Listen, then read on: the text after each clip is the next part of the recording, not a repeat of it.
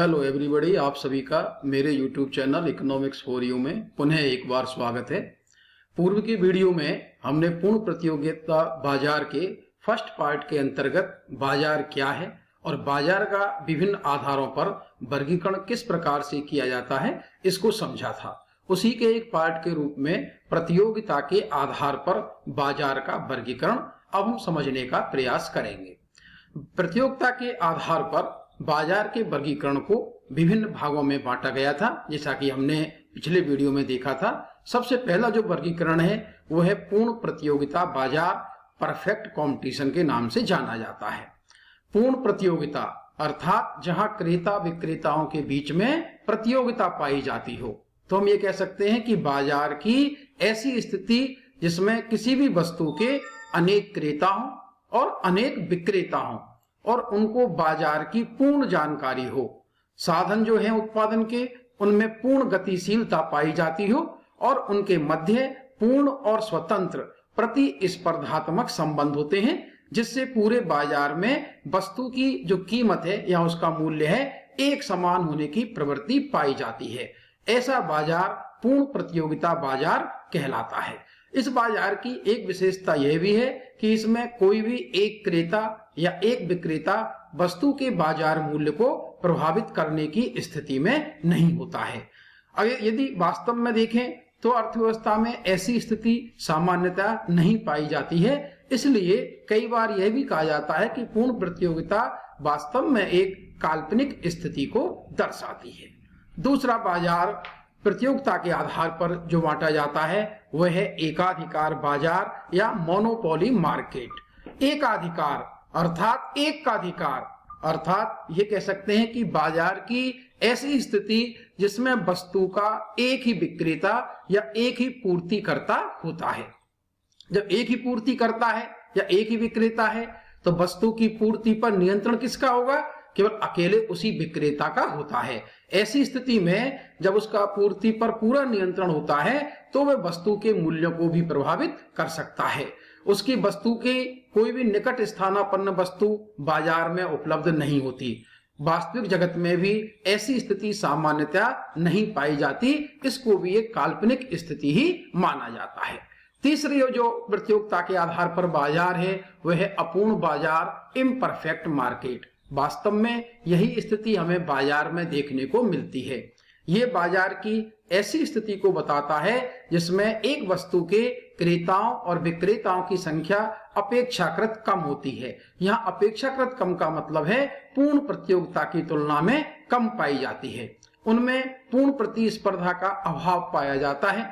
वस्तु विभेद देखा जा सकता है। वस्तु विभेद का मतलब है कि जो विक्रेताओं द्वारा वस्तु बेची जा रही है उसमें ट्रेडमार्क है, रंग है, गुणवत्ता है, उसके आधार पर कुछ अंतर कर दिया जाता है। जब कुछ अंतर हो जाएगा तो उनके मूल्यों में भी थोड़ा बहुत अंतर देखा जा सकता है। इसलिए ऐसे बाजार को क्या कहते हैं? हम अपूर्ण बाजार कहते हैं। अर्थात पूर्ण प्रतियोगिता नहीं है, अपूर्ण प्रतियोगिता वहां पर है, इसलिए उसे हम अपूर्ण बाजार कहते हैं। अब इस अपूर्ण बाजार के वास्तव में तीन रूप बाजार में देखने को मिलते हैं। पहला होता है अल्पाधिकार ओलिगोपोली, दूसरा द्वैधिकार ड्यूओपोली और तीसरा एकाधिकृत प्रतियोगिता मोनोपोलिस्टिक कंपटीशन। सबसे पहले बात करते हैं हम ओलिगोपोली, अल्पाधिकार। अल्प अधिकार मतलब क्या हुआ कि ऐसा बाजार जिसमें वस्तु की पूर्ति पर कुछ विक्रेताओं का नियंत्रण होता है। यहां हम दूसरे शब्दों में कहना चाहें तो ये कह सकते हैं कि ये बाजार की ऐसी स्थिति को बताता है जिसमें एक वस्तु के पूर्तिकर्ता या विक्रेताओं की संख्या बहुत कम होती है। अल्पाधिकार में सभी विक्रेताओं या उत्पादकों की वस्तुएं समान भी हो सकती हैं या उनमें वस्तु विभेद भी देखा जा सकता है। सामान्यतः ऐसे बाजार में विक्रेताओं की संख्या 5-6 तक देखी जा सकती है। दूसरा होता है द्वैधिकार ड्यूओपोली। द्वैधिकार, दो का अधिकार, यह पूर्ण प्रतियोगिता की ऐसी स्थिति को बताता है जिसमें किसी वस्तु के केवल दो ही उत्पादक या विक्रेता या पूर्तिकर्ता पाए जाते हैं और दोनों एक ही वस्तु की बिक्री या उसका उत्पादन करते हैं। इसलिए दोनों की वस्तुएं भी लगभग एक जैसी पाई जाती हैं। तीसरा जो इसका रूप होता है वो होता है एकाधिकारी प्रतियोगिता मोनोपोलिस्टिक कंपटीशन। जो एकाधिकारी प्रतियोगिता शब्द है ये नाम दिया है प्रोफेसर चैम्बरलिन ने। उन्होंने अपूर्ण प्रतियोगिता की एक प्रमुख ऐसी स्थिति का वर्णन किया है जिसमें पूर्ण प्रतियोगिता और एकाधिकार दोनों के कुछ कुछ गुण पाए जाते हैं। वस्तुओं में लगभग समानता होती है, फिर भी वो एक दूसरे की पूर्ण स्थानापन्न नहीं होती, अर्थात हम एक दूसरे के स्थान पर पूरी तरह प्रयोग नहीं कर सकते। क्रेताओं और विक्रेताओं में भी कोई वस्तु विशेष के प्रति लगाव या मोह पाया जाता है, अर्थात वस्तुएं लगभग समान हैं, फिर भी वो क्रेता या विक्रेता हो सकता है एक वस्तु की तुलना में दूसरी को प्रेफरेंस देता हो। सामान्यतः इसमें जो वस्तु विभेद होता है वो वस्तु विभेद रंग रूप, आकार, पैकिंग, ब्रांड नाम आदि के आधार पर देखा जा सकता है। इन प्रतियोगिता के आधार पर, वर्गीकरण के आधार पर जो अंतर किया है, एक वर्गीकरण कई बार परीक्षा की दृष्टि से बहुत महत्वपूर्ण होता है। कई बार पूछा भी गया है कि ऑनलाइन मार्केट क्या होता है। ये भी बाजार का एक स्वरूप है और वर्तमान में इसका महत्व बहुत ज्यादा बढ़ रहा है। आप जानते हैं कि इंटरनेट की सहायता से या ऑनलाइन आप अपनी जरूरत की वस्तुओं को खरीदते हैं या बेचते हैं, उसी को हम ऑनलाइन मार्केट में शामिल करते हैं। जैसे अमेजन है, फ्लिपकार्ट है, स्नैपडील है, OLX है। यहाँ पर आप वस्तुएं खरीदते भी हैं, वस्तुएं बेचते भी हैं और इसमें सहारा किसका लेते हैं हम? इंटरनेट का या ऑनलाइन मार्केट का। इसी को हम ऑनलाइन मार्केट के नाम से जानते हैं और वर्तमान में इसका क्षेत्र लगभग जो रोजाना निरंतर बढ़ता जा रहा है। अब बात करते हैं पूर्ण प्रतियोगी बाजार की विस्तार से जानकारी। अभी हमने संक्षेप में देखा कि पूर्ण प्रतियोगी बाजार क्या होता है। अब हम देखेंगे कि पूर्ण प्रतियोगी बाजार की सारी विशेषताएं, उसमें कीमत का निर्धारण कैसे होता है, औसत वक्र, औसत आगम वक्र, सीमांत आगम वक्र कैसे बनाए जाते हैं, इसके बारे में हम विस्तार से अध्ययन करेंगे। तो इस पे आगे चलने से पहले एक बार आपको अगर ये वीडियो अच्छा लग रहा है तो आप इसको लाइक करना नहीं भूलें, शेयर करना नहीं भूलें और जो पहली बार इस चैनल पर आए हैं वो चैनल को सब्सक्राइब करना नहीं भूलें, जिससे कि उनको आगे आने वाले वीडियो का नोटिफिकेशन सबसे पहले मिल सके। आइए बात करते हैं पूर्ण प्रतियोगिता। जैसा कि मैंने अभी बताया कि ऐसा बाजार जिसमें किसी वस्तु के क्रेता और विक्रेताओं की संख्या बहुत अधिक होती है, बेचने वाले भी बहुत सारे होते हैं और खरीदने वाले भी बहुत ज्यादा होते हैं। क्रेताओं को भी बाजार की पूरी जानकारी होती है, विक्रेताओं को भी बाजार की पूरी जानकारी होती है। जब दोनों पक्षों को पूरी जानकारी है तो इससे क्या प्रभाव पड़ेगा? पूरे बाजार में वस्तु की जो कीमत है वह एक समान ही प्रचलित रहती है। इसे परिभाषित करते हुए श्रीमती जॉन रॉबिन्सन जो प्रसिद्ध अर्थशास्त्री, उन्होंने लिखा है कि पूर्ण प्रतियोगिता में प्रत्येक उत्पादक के लिए मांग पूर्णतया लोचदार होती है, अर्थात विक्रेताओं की संख्या बहुत अधिक होने से किसी एक विक्रेता का वस्तु के कुल उत्पादन में बहुत छोटा सा भाग होता है। बहुत छोटे से भाग का मतलब होता है वह बाजार की कुल पूर्ति को प्रभावित नहीं कर सकता। इसी प्रकार से यदि एक क्रेता भी चाहे तो वह भी बाजार में वस्तु की कुल मांग को बहुत ज्यादा प्रभावित करने की स्थिति में नहीं होता। इसी प्रकार सभी क्रेता और विक्रेताओं के मध्य चुनाव करने की दृष्टि से समानता पाई जाती है, जिस कारण बाजार पूर्ण हो जाता है। आइए इनकी विशेषताओं को जानने के बाद अब बात करते हैं पूर्ण प्रतियोगी बाजार में वस्तु की कीमत का निर्धारण किस प्रकार होता है। इस निर्धारण को समझने से पहले आप दो चीजें समझ लें, फर्म और उद्योग। दो शब्द हमारे इसमें काम आते हैं। फर्म क्या होती है? फर्म वास्तव में किसी वस्तु का उत्पादन करने वाली कोई उत्पादक इकाई जो होती है उसी को हम फर्म कहते हैं। मान लीजिए जैसे कि पार्ले के बिस्किट बनाए जा रहे हैं तो जो कंपनी पार्ले जी का बिस्कुट बना रही है उसको हम ये कह सकते हैं कि एक फर्म काम कर रही है। अब उद्योग क्या होता है? उद्योग एक समान वस्तुओं का उत्पादन करने वाली फर्मों का समूह उद्योग कहलाता है। कैसे? जैसे हम कहें पार्ले जी है ना, ये क्या बना रही है? बिस्किट बना रही है। दूसरी ब्रिटानिया है, वो भी बिस्किट बनाती है। ITC है, वो भी बिस्किट बनाती है।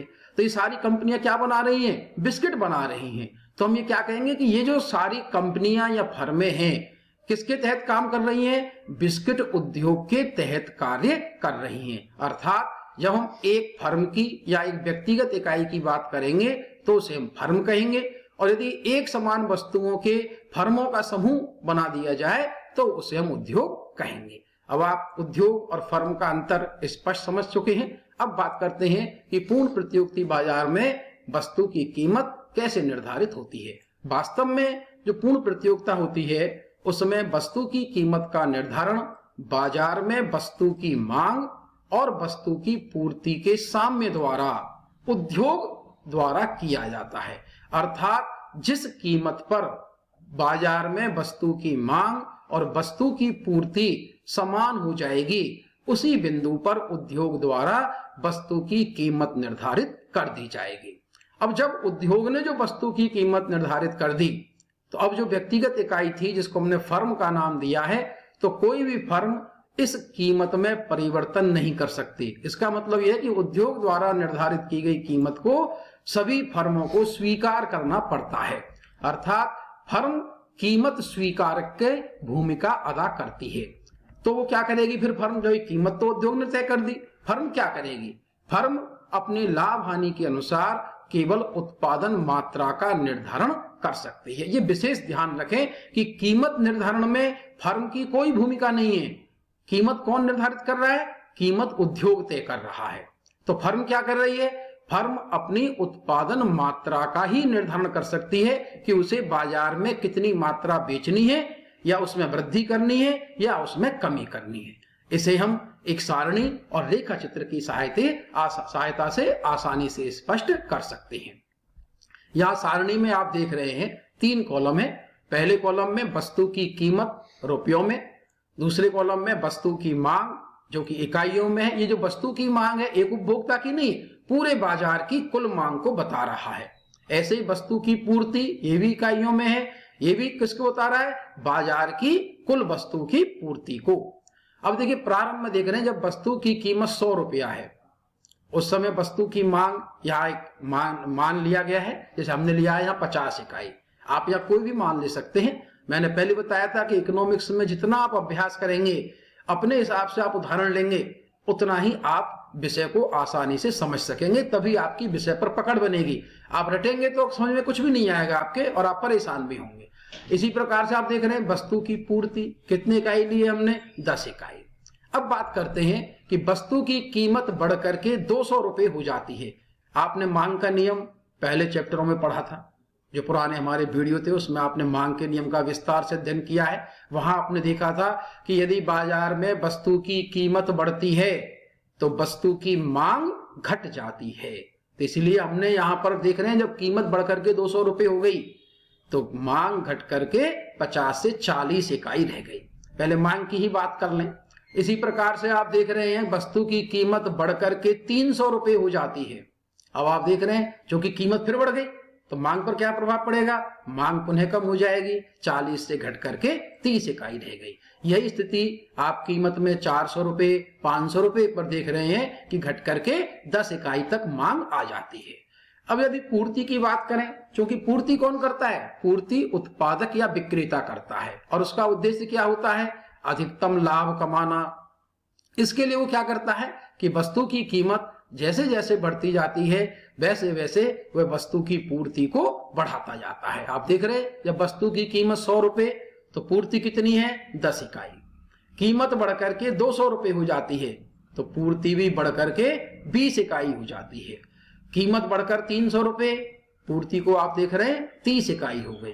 तो ये स्थिति लगातार बनती रहती है जब तक कि वस्तु की कीमत बढ़ेगी, वस्तु की पूर्ति भी बढ़ती जाएगी। तो यहाँ पर आप ये कोई भी मान लेकर के, लेकिन मांग का और जो पूर्ति का नियम है उसका पालन करते हुए ही सारणी को आप बनाएंगे। अब इन सारणी के मानों को यदि हम रेखा चित्र के द्वारा दर्शाएं तो रेखा चित्र में आप देख रहे हैं जैसे कि हमने एक्स अक्ष पर क्या लिया है? वस्तु की मांग और पूर्ति, जो आपके टेबल में अभी लिए थे हमने, और वाई अक्ष पर क्या है हमारा? वस्तु की कीमत। जो ये मान थे इनके आधार पर हम जब मांग के मानों को रखते हैं तो हमें मांग के मानों से एक वक्र ऊपर से नीचे गिरता हुआ डी के आकार का प्राप्त होता है। इसी प्रकार से वस्तु की जो पूर्ति थी उनके मानों से जो हमें पूर्ति वक्र प्राप्त होता है वो एस प्राप्त होता है। अब कौन से बिंदु पर साम्य स्थापित हो रहा है? साम्य का मतलब आप वैसे भी समझ सकते हैं कि जिस बिंदु पर दोनों वक्र एक दूसरे को काट रहे हैं, अर्थात जहां पर दोनों चर राशियों का मान बराबर हो जाता है। और बराबर कहाँ हुआ है? ई बिंदु पर बराबर हुआ है। तो ई बिंदु पर वस्तु की मांग और वस्तु की पूर्ति दोनों ओ क्यू के बराबर हो जाते हैं, जिससे वस्तु की कीमत ओपी निर्धारित होती है। अब आप जो ये देख रहे हैं, वस्तु की कीमत ओपी जो निर्धारित हुई है वह उद्योग द्वारा तय कर दी गई है। कोई भी फर्म इसमें परिवर्तन करने की स्थिति में नहीं होती। ये हमें ध्यान रखना है। अब ये जो कीमत है ओपी, उद्योग ने जो निर्धारित की है, इस कीमत पर फर्म चाहे जितनी मात्रा की बाजार में बिक्री कर सकती है, लेकिन वो वस्तु की कीमत में कोई परिवर्तन नहीं कर सकती। जब कीमत उद्योग द्वारा तय कर दी गई, तो अब इस पूर्ण प्रतियोगिता में जो फर्म के लिए औसत आगम AR और सीमांत आगम MR वक्र किस प्रकार से बनेंगे, अब आप इसका अध्ययन कर सकते हैं। क्योंकि आपने देखा कि पूर्ण प्रतियोगिता में वस्तु की कीमत उद्योग द्वारा निर्धारित और फर्म द्वारा उसे स्वीकार कर लिया गया। ऐसी स्थिति में AR और MR की हम एक टेबल तैयार कर सकते हैं। 4 जिसमें कॉलम हो सकते हैं। पहले कॉलम में क्या लेंगे हम? उत्पादन या बिक्री की इकाइयां, अर्थात फर्म वस्तु की कितनी इकाइयां बाजार में बेच रही है। औसत आगम AR, यहां आप समझें ध्यान से, जो औसत आगम होता है वह वास्तव में वस्तु की कीमत को भी बताता है। ये आप आसानी से समझ लें। दूसरा कुल आगम टोटल रेवेन्यू TR, और अगला सीमांत आगम मार्जिनल रेवेन्यू MR। जब वस्तु की उत्पादन या वस्तु की जो बिक्री की इकाइयां फर्म 1 इकाई बेच रही है और मान लिया वस्तु की कीमत जो उद्योग ने तय की थी वो 300 रुपए है, तो जो 300 रुपए है यही क्या होगी? यही फर्म के लिए AR का काम भी करेगी।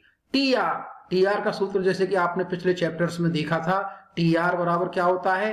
AR इंटू Q, अर्थात कितनी कीमत और कितनी मात्रा बेची गई। तो 300 गुणा 1 कितना आ गया? TR 300 रुपए।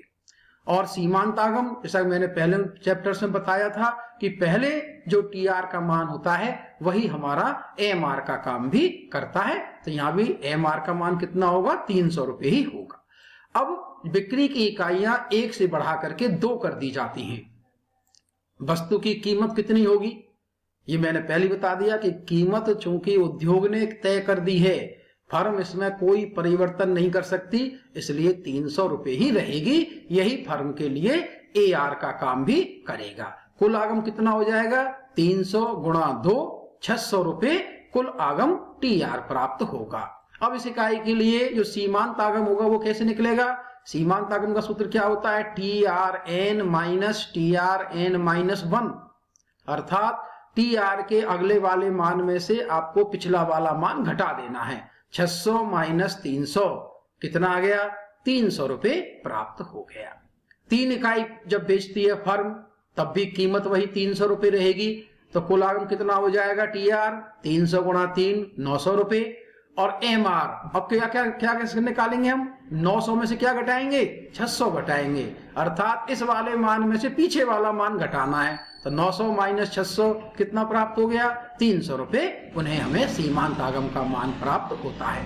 चौथी इकाई पर आप देख रहे हैं औसत आगम वही 300 रहेगा क्योंकि कीमत पूर्व निर्धारित है हमारी, लेकिन TR 300 गुणा 4 1200 रुपए हो जाएगा। और MR 1200 माइनस 900 300 रुपए प्राप्त होगा। जब फर्म 5 इकाइयों का विक्रय कर रही है वही AR 300, लेकिन TR कितना हो जाएगा? 300 गुणा 5 1500। और MR का मान कितना होगा? 1500 माइनस 1200 बराबर 300 रुपए हमें प्राप्त होगा। अब इस टेबल से आपके पास AR और MR दोनों के मान प्राप्त हो गए। तो इस आधार पर हम AR और MR वक्रों का निर्माण कर सकते हैं। आप देख रहे हैं OX अक्ष पर वस्तु की इकाइयां कौन सी? जो फर्म बिक्री कर रही है। और OP कीमत और OY अक्ष है, उस पर क्या है हमारे पास? वस्तु की कीमत और AR एवं MR। आपने देखा कि वस्तु की इकाइयां चाहे कितनी भी हैं, लेकिन दोनों पर AR और MR दोनों के मान कितने कितने थे? 300 रुपए थे हर एक पर मान। ऐसी स्थिति को जब हम रेखा चित्र के द्वारा दर्शाते हैं तो AR और MR का एक ही वक्र एक सरल रेखा के रूप में प्राप्त होता है। जैसा कि आप रेखा चित्र में देख रहे हैं, ये सरल रेखा ओ एक्स अक्ष के समांतर दिखाई गई है, जिसमें ए बी बिंदु दिख रहे हैं, पी बिंदु है, पी बिंदु वस्तु की कीमत ओपी को दर्शाने वाला बिंदु है। इस प्रकार पूर्ण प्रतियोगिता में एक फर्म के लिए एआर और एमआर वक्र एक्स अक्ष के समांतर एक सरल रेखा के रूप में प्राप्त होते हैं। अब आप बिल्कुल आसान तरीके से समझ चुके हैं कि पूर्ण प्रतियोगिता में वस्तु की कीमत का निर्धारण उद्योग द्वारा किया जाता है और किस आधार पर, वस्तु की कुल मांग और कुल पूर्ति के आधार पर। फर्म ने कीमत स्वीकार की, उसी आधार पर उसका औसत आगम और सीमांत आगम वक्रों की रचना की जाती है। अब बात करते हैं इस पूर्ण प्रतियोगिता की विशेषताएं। ये भी बहुत महत्वपूर्ण है, परीक्षा की दृष्टि से 4 विशेषताएं सामान्य से पूछी जाती हैं। पहली विशेषता, जैसे कि हम देखा, बाजार में समरूप वस्तुएं, होमोजेनियस वस्तुओं का उत्पादन किया जाता है और वो एक दूसरे की पूर्ण प्रतिस्थापन वस्तुएं होती हैं, अर्थात एक विक्रेता की वस्तुओं को दूसरे विक्रेता की वस्तुओं के स्थान पर आसानी से क्रेता प्रतिस्थापन कर सकता है या एक दूसरे के स्थान पर प्रयोग कर सकता है। उनमें किसी भी प्रकार का अंतर या विभेद नहीं देखा जाता। दूसरी विशेषता, इस बाजार में दीर्घकाल में फर्मों के प्रवेश और बहिर्गमन की पूर्ण स्वतंत्रता होती है। यहाँ बहुत महत्वपूर्ण स्थिति, आप समझें इसको, प्रवेश और बहिर्गमन। फर्म, कोई भी नई फर्म है, बाजार में क्यों प्रवेश करेगी? जब वो ये देखती है कि पहले से जो फर्में काम कर रही हैं और उन्हें ज्यादा लाभ प्राप्त हो रहा है, तो वो लाभ की प्रेरणा से बाजार में प्रवेश करने के लिए सोचती हैं। इसी प्रकार से जो वर्तमान फर्में हैं वो बहिर्गमन कब करेंगी, उद्योग से बाहर क्यों जाएंगी? जब जो फर्म काम कर रही है यदि उसको हानि हो रही है तो वो हानि की स्थिति में उत्पादन नहीं करने का निर्णय ले सकती है, जिससे वो दीर्घकाल में फर्म बाजार से बाहर जा सकती है। इस प्रकार इस जो बाजार है इसमें प्रत्येक फर्म को प्रवेश और बहिर्गमन की स्वतंत्रता होती है और इस स्वतंत्रता के कारण ही दीर्घकाल में प्रत्येक फर्म केवल सामान्य लाभ की ही प्राप्ति करती है। क्यों? यदि अल्पकाल में असामान्य लाभ प्राप्त हो रहा है तो कुछ नई फर्में प्रवेश करेंगी। नई फर्मों के प्रवेश करने से क्या होगा? वस्तु की पूर्ति बढ़ जाएगी। वस्तु की पूर्ति बढ़ने से क्या होगा? कीमतें घट जाएंगी और कीमतें घटने से लाभ की मात्रा कम हो जाएगी। ठीक यही स्थिति अल्पकाल में जब फर्मों को हानि हो रही होती है तो कुछ फर्में उद्योग से बाहर चली जाती हैं, वस्तु की पूर्ति घट जाती है और पूर्ति घटने से फर्मों को होने वाली हानि सामान्य लाभ में बदल जाती है। इस प्रकार दीर्घकाल में फर्मों को केवल सामान्य लाभ ही मिल सकता है। तीसरी जो विशेषता है वह है क्रेता विक्रेताओं की संख्या के आधार पर। इस बाजार में मैंने पहले बताया, क्रेता बहुत सारे होते हैं, विक्रेता बहुत सारे होते हैं, अर्थात इनकी संख्या अत्यधिक पाई जाती है। इसलिए कोई भी एक क्रेता या कोई भी एक विक्रेता बाजार की कुल मांग या कुल पूर्ति को प्रभावित करने की स्थिति में नहीं पाया जाता।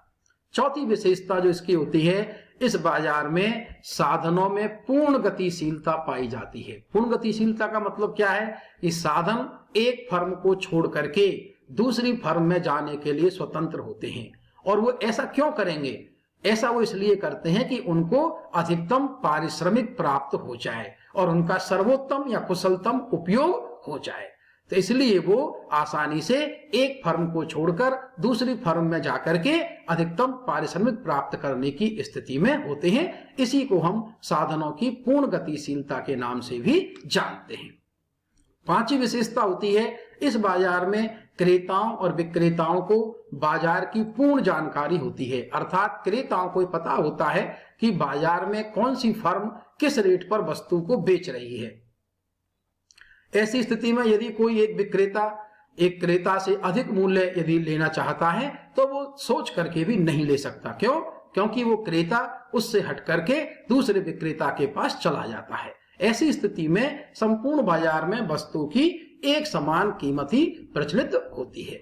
छठी जो विशेषता होती है वो होती है कि इस बाजार में पूर्ण जो परिवहन की लागतें हैं उनको शून्य माना जाता है, अर्थात वस्तुओं को एक स्थान से दूसरे स्थान पर ले जाने की कोई परिवहन लागत फर्मों को वहन करनी नहीं पड़ती। जब परिवहन लागतों का मान शून्य है, ऐसी स्थिति में कीमत पर क्या प्रभाव पड़ेगा कि पूरे बाजार में अर्थात बाजार का क्षेत्र चाहे कितना भी बड़ा है उसकी कीमत एक समान बनी रहेगी।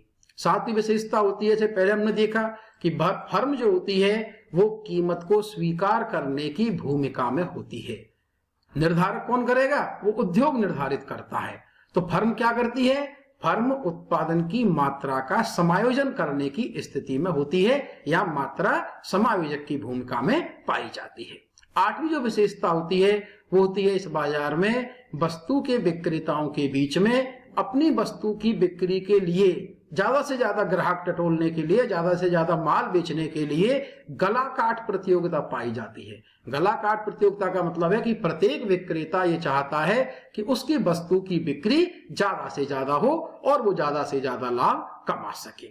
अब बात विशेषताओं को जानने के बाद अब एक प्रश्न उठता है, पहले हमने विचार किया था कि पूर्ण प्रतियोगिता एक कल्पना है। क्या पूछा जाता है प्रश्न कि आप बताइए कि पूर्ण प्रतियोगिता एक कल्पना है, क्या आप इससे सहमत हैं? वास्तव में जब हम इन विशेषताओं को देखते हैं तो आपने स्वयं महसूस किया होगा कि ऐसा बाजार सामान्यतः नहीं पाया जाता। जैसे कि परिवहन लागत है शून्य मिलना, क्या ऐसा संभव है कि हम देश के विभिन्न भागों में जो बाजार है उस वस्तुओं को भेज रहे हैं उसकी परिवहन लागत शून्य आ जाए? वास्तव में ऐसा नहीं होता है। ये एक आदर्श स्थिति को व्यक्त करता है।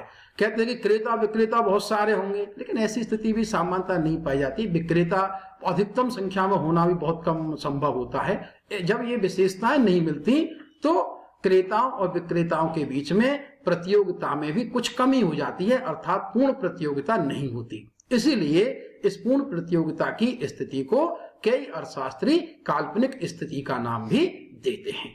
अब बात करते हैं, आप चूंकि पाठ को पूरी तरह समझ चुके हैं तो आपके अभ्यास के लिए कुछ प्रश्न मैंने यहाँ पर दिए हैं जिनको आप आसानी से कर सकते हैं। जैसे कि पूर्ण प्रतियोगिता क्या है, उसकी विशेषताएं हैं, है ना, फर्म के औसत आगम वक्र बनाने हैं, ऑनलाइन मार्केट क्या होता है, पूर्ण प्रतियोगिता एक कल्पना है उसको स्पष्ट करना है, समय अवधि के आधार पर वर्गीकरण है उसका, बाजार क्या होता है, अंतरराष्ट्रीय बाजार क्या होता है। ये सभी प्रश्न बहुत ही महत्वपूर्ण हैं और सामान्यतः परीक्षाओं में भी इनसे संबंधित प्रश्न पूछे जाते हैं। इनको आप अभ्यास करें, इनको हल करें। कहीं भी कोई दिक्कत आपको महसूस हो रही है तो कमेंट्स बॉक्स में जाकर के आप कमेंट्स कर सकते हैं, मेरे से पूछ सकते हैं। और यदि वीडियो आपको अच्छा लगा है तो आप लाइक करना नहीं भूलें, दोस्तों के साथ शेयर करें और चैनल को यदि सब्सक्राइब नहीं किया अभी तक भी तो आप सब्सक्राइब अवश्य करें। और यदि कोई भी दिक्कत हो तो आप कमेंट्स बॉक्स में जरूर पूछें। धन्यवाद।